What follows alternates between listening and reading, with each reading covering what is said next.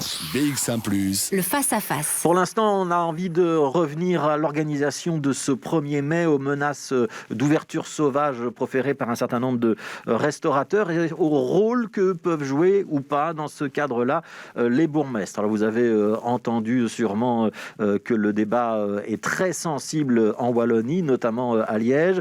On va débattre, nous, entre Bruxellois avec Hervé Doyen, le bourgmestre de Jette, Vincent De Wolf, le bourgmestre d'Etterbeek et Charles Piquet, le bourgmestre de Saint-Gilles. Mais d'abord, on va rappeler ce qui doit théoriquement se passer le 1er mai avec vous, Vanessa Ludier.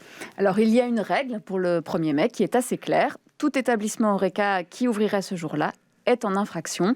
Qu'ils mettent une table en terrasse ou 20 couverts à l'intérieur, l'addition sera la même pour le gérant.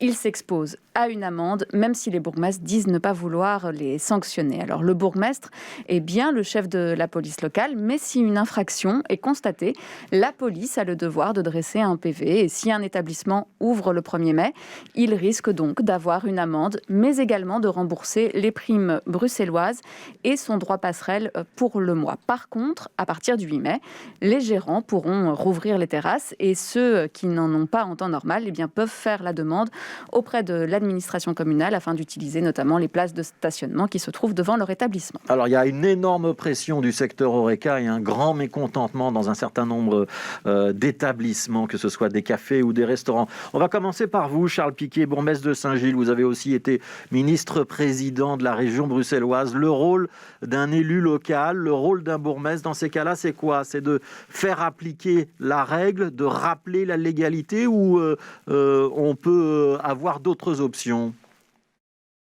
Et je pense qu'il faut rappeler ce qui est souvent oublié, c'est que le bourgmestre, et mes collègues le confirmeront, le bourgmestre a une autorité administrative. Il est chef de la police administrative. Dès lors que des mesures sont prises qui ont une portée pénale, eh bien, ce n'est plus tout à fait notre rôle. Nous ne sommes pas des shérifs. Certains voudraient bien être shérifs, j'y ai rêvé parfois aussi, mais c'est pas comme ça. Et la police judiciaire est évidemment un instrument, c'est la police, évidemment. Donc, qu'est-ce qui va se passer? Le collège des procureurs généraux l'a bien rappelé, il faudra réprimer, ça c'est du domaine de la police judiciaire, il faudra réprimer ceux qui ne respecteraient pas les règles. Avant que mes collègues ne s'expriment, moi j'ai envie de dire ceci. Il serait sage quand même que ceux qui prétendent vouloir ouvrir le 1er mai prennent la mesure du risque qu'ils prennent et du chaos que tout cela peut produire avec des conséquences qu'on ignore. Donc je pense que ouvrir le 1er mai au lieu d'ouvrir le 8 mai, c'est un débat qui est peut-être intéressant, mais seulement qui pourrait nous placer devant des situations extrêmement difficiles. Donc moi, j'en appelle quand même à la modération de tout le monde et j'en appelle aussi à l'unité des mesures prises par l'ensemble des bourgmestres bruxellois, parce qu'on ne pourrait pas quand même imaginer que dans une commune, on applique certaines choses d'une certaine manière et pas dans l'autre. Et enfin, je crois qu'il faut attendre la réunion que nous avons cet après-midi pour savoir si nous aurons plus de précisions sur les modalités d'application de cette mesure. Alors, je vais donner la parole à Hervé Doyen, à Jette. Est-ce que vous êtes d'accord avec ce que vient de dire Charles Piquet? Je vous ai vu opiner de la tête. Pourtant, j'ai aussi bien lu dans la presse, c'était notamment dans la capitale en début de semaine, que vous envisagiez de ne pas demander aux policiers d'aller verbaliser les restaurateurs et que vous compreniez tout à fait leur mouvement. Est-ce que j'ai mal lu? Il ne faut pas croire ce que la presse écrit toujours. Oui, il arrive aussi qu'il y ait des politiques qui changent d'avis. Hein. Bon. Donc voilà, donc l'expression qui était la mienne et que j'ai eu l'occasion de répéter sur RTL. Donc à votre première question, évidemment, Charles a raison de rappeler que les bourgmestres ne sont pas des shérifs et qu'en matière judiciaire, ils n'ont aucune compétence et que donc la police travaille sous l'autorité du parquet et qu'une infraction à la loi Covid est une infraction judiciaire, point barre. On n'est pas là dans un problème d'autorité administrative. Et donc les policiers feront leur job. Deux, je souscris à la demande de modération de Charles par rapport aux restaurateurs, mais j'ai envie de rajouter une troisième chose, c'est que je voudrais aussi appeler le gouvernement à davantage, sinon de modération, à entendre le message qui est donné par le secteur HoReCa et par la population, qui adhère de moins en moins aux décisions du Codeco, et peut-être d'ici le 1er mai, je dis revoir un petit peu leur position sur l'ouverture des terrasses. Parce qu'en fait, on est dans quoi ici? On est dans un secteur HoReCa qui annonce tout de go qu'ils vont faire de l'insoumission, on va dire comme ça, en ouvrant des terrasses ci et là, à certains endroits peut-être plus qu'à d'autres, d'une part. Le gouvernement, je pense, en responsabilité politique, devrait entendre ce que le secteur HoReCa lui dit et peut-être prendre la mesure de ce qui lui est dit et mesurer le risque de ce qui est fait ou pas fait, en avançant ou non l'ouverture des terrasses. C'est-à-dire que vous, Hervé Doyen, vous croyez encore possible que le comité de concertation qui va se réunir vendredi, ou le gouvernement fédéral, ou la ministre de l'Intérieur puisse dire tout d'un coup, finalement, non, c'est pas lui, mais c'est le premier, c'est réaliste ça? Je trouve que c'est réaliste et je trouve qu'on pourrait peut-être un peu mieux écouter les experts. Pas plus tard que dimanche, M. Klumek Nathan, qui est quand même pas n'importe qui, c'est quand même le patron du service épidémiologique de l'hôpital Saint-Pierre, et ça a été un des grands héros de la lutte contre le sida dans ce pays, disait sur le plateau d'une chaîne concurrente que le risque de contamination à l'extérieur en terrasse est pratiquement nul. Voilà, il faut entendre cette chose-là. Quand elle est dite, je dis par un expert, et je sais bien que tous les experts ne disent pas la même chose, mais M. Nathan Klumek n'est pas n'importe qui, et il dit des choses qui, je pense, sont partagées par un certain nombre de membres de la communauté scientifique. Quand il dit que le risque, je dis, quand les règles de protocole sont respectées en extérieur, en terrasse, à 4 à table, éloignés d'1,50 m, dans des endroits aérés et loin de l'un de l'autre, quand la chose est dite, je veux dire, on peut être en difficulté pour comprendre, je veux dire, peut-être l'obstination du gouvernement à dire c'est le 8 et les gars, ce sera le 8, ce ne sera pas le premier. Donc il y a peut-être un espace là de prise de responsabilité du gouvernement qui mérite peut-être d'être étudié. Alors on va terminer notre tour de table avec Vincent De Wolf, bourgmestre d'Etterbeek. Vincent De Wolf, vous aviez émis le souhait que ce soit les bourgmestres qui puissent choisir commune par commune ce qui est possible sur leur territoire. Et puis après, vous avez indiqué que vous seriez légaliste, c'est-à-dire que vous appliqueriez bien la décision du comité de concertation. Petite précision, est-ce que ce serait envisageable qu'à Bruxelles, on ait des règles différentes d'une zone de police à l'autre, voire d'une commune à l'autre, ou est-ce qu'il faudra que tout le monde se mette d'accord? Alors, il faut allumer votre micro, parce qu'on ne vous entend pas, Vincent De Wolf. Alors, on ne vous entend pas. Alors, on ne vous entend toujours pas. On va essayer de trouver le micro. Ah là, essayez maintenant. Non, alors on a un petit souci avec le micro de Vincent De Wolf. A priori, c'est pas chez nous. Mais alors, je vais peut-être retourner vers Charles Piquet le temps qu'on essaye de trouver la solution chez Vincent De Wolf. Charles Piquet, donc il y a réunion des bourgmestres cet après-midi. Il y a une possibilité que tout le monde se mette d'accord, ou est-ce que l'autonomie communale fait que malgré tout, chaque bourgmestre pourrait avoir une position différente? Non, je pense que ça donnerait une mauvaise image et ça provoquerait certainement une forme de chaos si chaque commune avait son interprétation de l'application des recommandations et directives du Collège des procureurs généraux. Je pense que ça n'est pas imaginable. D'ailleurs, ce serait très néfaste pour l'image de l'institution communale à Bruxelles.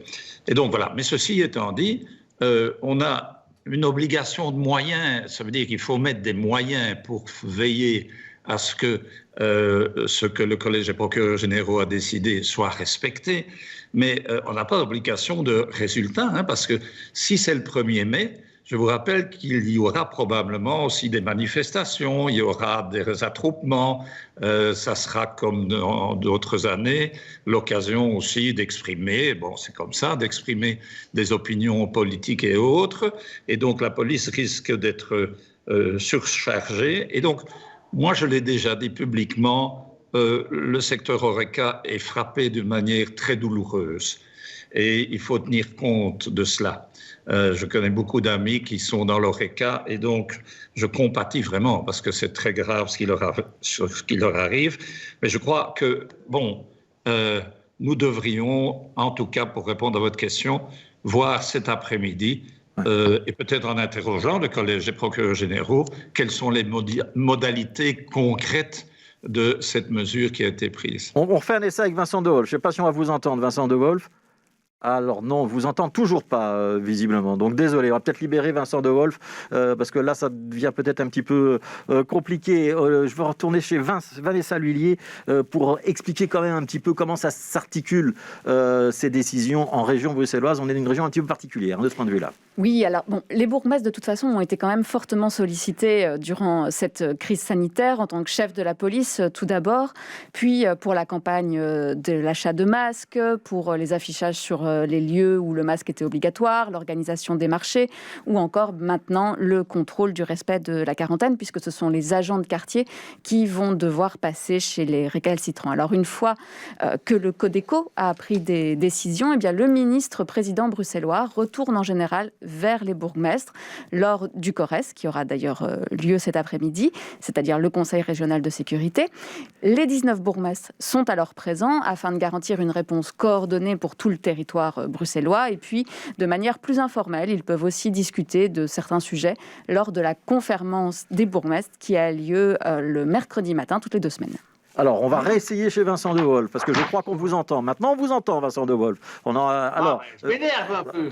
J'entends que vous vous énervez. J'espère que vous vous énervez pas trop non plus. Pas autant que l'Oreca, en tout cas. Est-ce que vous êtes d'accord avec tout ce qui vient d'être dit? Notamment, est-ce que vous appuieriez la demande d'Hervé Doyen au comité de concertation ou à la ministre de l'Intérieur de peut-être revoir leur copie d'ici au 1er mai? Est-ce que ça vous paraît une demande raisonnable? D'abord, vous aviez posé une question quand on ne m'entendait pas, de savoir ce que j'avais dit avant le Codeco, parce que j'avais vu arriver, je ne suis pas le seul, mais j'avais vu arriver ce problème de désobéissance civile avec le report des dates, etc. Et j'avais demandé, non pas que chaque bourgmestre puisse faire ce qu'il veut dans sa commune, j'ai jamais dit ça. J'ai demandé que le Codeco fixe des règles directrices identiques pour tout le monde, mais qu'on laisse les bourgmestres dans leur commune décider en fonction de l'espace dont ils disposent, les places, les squares, les trottoirs trop étroits ou larges, si on peut ou non installer des terrasses dans le respect des règles, en les appliquant et en les motivant, oui ou non. C'est ça que j'ai dit. Je persiste à penser que si ça avait été fait, on n'en serait pas là aujourd'hui, parce qu'on aurait pu imaginer des règles, tout comme effectivement les 3 scientifiques avaient indiqué avec le label Covid. On pouvait distinguer des règles claires à appliquer et à imposer à toutes les communes, et aux communes à voir là où c'est applicable ou non en fonction des espaces disponibles. Et ça, je crois qu'il reste encore possible effectivement de le faire, parce que ce qui m'a fortement énervé, c'est de voir qu'à Liège, il y a un bourgmestre qui dit ou bien écoutez, moi je suis avec vous, je vous défends, on ne viendra pas vous embêter, ou bien deuxième version, de toute façon je n'ai pas les forces de police pour faire mon travail. Tout ça, ce n'est pas acceptable, parce que, comme disait Charles, imaginez qu'à Jette ce soit blanc, à Etterbeek ce soit noir et à Saint-Gilles ce soit gris, c'est ingérable et ça supprime alors l'intérêt des communes. Les communes ont été dans ce problème du Covid en première ligne dans la première vague avec grande efficacité, tous les experts l'ont dit. Et donc, je pense qu'il est très important, je vais demander que le CORES se réunisse. Il se réunit cet après-midi, qu'on soit unanime dans la façon de gérer les choses. Moi, ce que j'ai demandé à faire déjà à la police, et j'ai l'accord de mes 2 collègues de Woluwe, je préside la zone pour le moment, c'est d'envoyer dès hier les agents de quartier chez les différents cafés, Oreca, restaurants, pour discuter avec eux dès maintenant, disant allez-vous sortir ou non plus tôt que prévu vos dispositifs, parce que dans ce cas-là, on aura un problème, on devra vous sanctionner. Je répète que c'est la police qui fait le PV. Dès qu'un PV est fait, c'est judiciaire, ça part au parquet, et le parquet ou bien fait une transaction ou bien envoie au tribunal. Et nous, c'est pas ça qu'on a envie. Moi, j'aimerais bien qu'on ouvre au premier, j'aimerais bien qu'il y ait des lignes directrices générales et qu'on puisse nous les appliquer avec intelligence et motivation sur le terrain. Voilà quelle est la position. Vincent De Wolf, je pense qu'elle est partagée. Vincent De Wolf, est-ce qu'on peut imaginer que la réunion du Conseil régional de sécurité cet après-midi, elle se solde par un mandat qu'on donnerait au ministre-président pour qu'il retourne au comité de concertation pour redemander l'ouverture du 1er mai? C'est ça qui est en train de se dessiner, j'ai l'impression, quand je vous entends. Ben, écoutez, je pense que, vous savez, on est un peu dans un grand écart. Hein. Vous voyez le sportif ou la sportive qui fait un grand écart. Donc, on est tous des gens raisonnables, on a des responsabilités, on assume nos responsabilités et pousser, comme le fait le bourgmestre de Middelkerk, à la désobéissance civile, c'est non. Je crois que personne ne le fera à Bruxelles, personne. Mais on est tous fâchés qu'on n'ouvre pas au 1er mai. Et on est tous disposés à faire en sorte que ça se passe bien le 1er mai. Si on ouvre, on demande des lignes directrices et on les appliquera. Je crois qu'on sera peut-être bien unanime cet après-midi au Corrèze à ce sujet et demain à la conférence des bourgmestres. Hervé Doyen, il y a quelque chose qui a été dit par Charles Piquet sur lequel je voudrais vous entendre. Il a dit on a une obligation de moyens, on n'a pas une obligation de résultat. Traduction, le 1er mai, avec les éventuellement rassemblements syndicaux, avec éventuellement des choses qui pourraient se passer dans la culture, les policiers ne pourront pas être partout. J'ai bien compris ? C'est vrai. Et en plus, le 1er mai, c'est un jour férié. Donc, tout le monde sait que les contingents de police sont moindres les jours fériés et que probablement les chefs de corps, parce que ce n'est pas notre responsabilité, devront déployer ou donner des capacités, à d'autres zones au regard du fait qu'il y a, par exemple, au cœur de Bruxelles, sur Bruxelles-Ville, des manifestations importantes qui sont liées aux manifestations du 1er mai. Donc, Charles, que ce soit pour le 1er mai ou pour tout autre jour de l'année d'ailleurs, la police a toujours, et nous aussi, des responsabilités de moyens, mais on n'a jamais des responsabilités de résultats. Voilà, et pour rebondir... Est-ce que c'est pas un peu hypocrite ça, Hervé Doyen ? Et est-ce que c'est pas ce que Vincent de Wolf pointait du doigt chez Willy de Meyer, où il disait qu'il y a un peu d'hypocrisie ? Non, je ne pense pas qu'il y a d'hypocrisie et je ne pense pas que Charles, ni moi, ni Vincent d'ailleurs, on est occupés à vous dire on va quand même laisser faire et on mettra ça sur le compte des manifestations. La question n'est pas là. La question, c'est que le 1er mai est un jour, particulier. Si en plus ce jour-là il fait beau, les parcs seront bondés, donc il y aura du monde dehors. Voilà. Et ce que Charles veut dire, c'est que et je suppose, je ne vais pas le dire à sa place, mais ce que Charles veut dire, c'est que la police ne sera pas être partout. Et si, par hypothèse, parce que le gouvernement se serait enferré en disant c'est lui le gars et ce ne sera pas le premier, et si par hypothèse l'ORECA s'organise, moi j'en sais rien, mais de manière, assez structurée en disant ce jour-là, tout le monde ouvre sa terrasse, moi je ne peux pas garantir, ni Charles ni Vincent, que la police sera sur toutes les terrasses de ma commune pour aller les faire fermer. Ouais. Charles Piquet, c'est quoi la tonalité que vous avez dans les contacts avec le secteur ORECA dans votre commune ? Vous avez le sentiment qu'il y aura beaucoup d'ouverture, qu'il y a un vrai mouvement de désobéissance civile ou que ça va être limité à quelques établissements ? Je pense qu'il y a beaucoup de gens qui sont raisonnables dans le secteur de l'ORECA et que la désobéissance civile ne servirait pas leurs intérêts. Mais ils ont des difficultés à comprendre pourquoi le 8 mai, pas le 1er mai. Alors je connais l'argument, c'est que au plus on gagne du temps, au plus les plus de 65 ans sont vaccinés. Je connais cet argument, mais on a un peu l'impression qu'au Codeco, au lieu de faire dans une négociation, ce qu'on fait souvent, c'est qu'on donne un paquet de concessions à l'un et un paquet de concessions à l'autre. Ici, on a eu des partisans du 1er mai ou du 15 mai, on s'est dit c'est le 8 mai, quoi. Je trouve que c'est très étrange, mais bon, je ne sais pas comment s'est passée cette négociation, mais je crois quand je parlais de l'obligation de moyens et de résultats, je disais bien sûr que nous allons faire respecter les règles qu'on nous impose, mais mes deux collègues qui sont bien avertis et expérimentés de ce qu'est la vie communale, je les connais assez pour savoir que ce sont des gens sérieux, savent très bien qu'il pourrait y avoir des événements qui distraient la police de cette mission de surveillance des terrasses parce qu'il y a un danger pour les personnes ou pour les biens autre part. Et c'est ça que je dis attention qu'on ne nous demande pas de, par exemple, abandonner une mission où des personnes sont en danger pour aller quand même verbaliser les terrasses. Donc c'est ça que je dis. Mais je pense qu'il faut dialoguer avec les gens de l'ORECA et leur faire comprendre que c'est peut-être dans leur intérêt de se plier à cette règle. Je crois effectivement qu'il y a aussi une responsabilité des bourgmestres de tenir le même message parce que imaginez que les différents clients sous les terrasses aient une amende, imaginez que les commerçants aient une amende encore beaucoup plus importante. Vous voyez un peu ce que ça donne si alors on peut se retourner aussi vers l'autorité administrative en disant vous nous avez laissé croire que, on croyait que, et après le judiciaire vient sanctionner. Ça non plus, ce n'est pas raisonnable. Donc on peut être clair en disant on aimerait bien qu'on ouvre le premier, on voudrait que ce soit organisé avec des règles générales et on fera ce qu'on peut pour bien le gérer. Et je crois que les communes ont montré leurs compétences. Avoir un message laxiste en disant soit parce qu'on n'a pas les moyens, soit parce que on estime plus clairement encore, comme ça s'est fait dans certaines communes, qu'on laissera faire.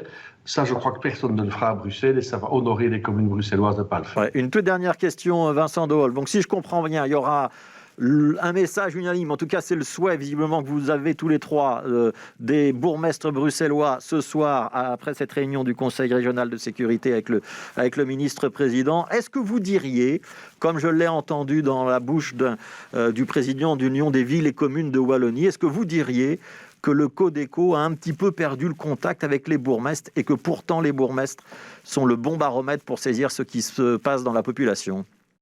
Je dis oui, et je suis assez à cheval par rapport à ça, puisque je vous ai dit, j'avais anticipé 8 jours avant le Codeco en donnant une piste. Alors je ne dis pas que j'ai seul la vérité, bien entendu, mais je n'ai pas eu d'écho, je n'ai pas eu de réponse, pas eu de contact, et je pense que c'était malin que le Codeco prenne langue avec les structures de fédération de bourgmestres à Bruxelles et ailleurs, parce qu'on travaille la main dans l'intérêt public et on est là pour défendre la santé publique d'abord et de faire en sorte que les gens puissent encore, si possible, manger un bout, boire un verre, se promener en sécurité. Et je crois que la solution est trouvable et pour ça, il faut se parler. Voilà, et bon, suite des débats évidemment sur BX1 où on reparlera évidemment de cette réunion du comité régional de sécurité et de tout ce qui pourrait se passer dans les prochains jours. Merci Vincent Dehaul, bourgmestre d'Etterbeek, merci Charles Piquet, bourgmestre de Saint-Gilles et merci Hervé Doyen, bourgmestre de Gette d'avoir été avec nous.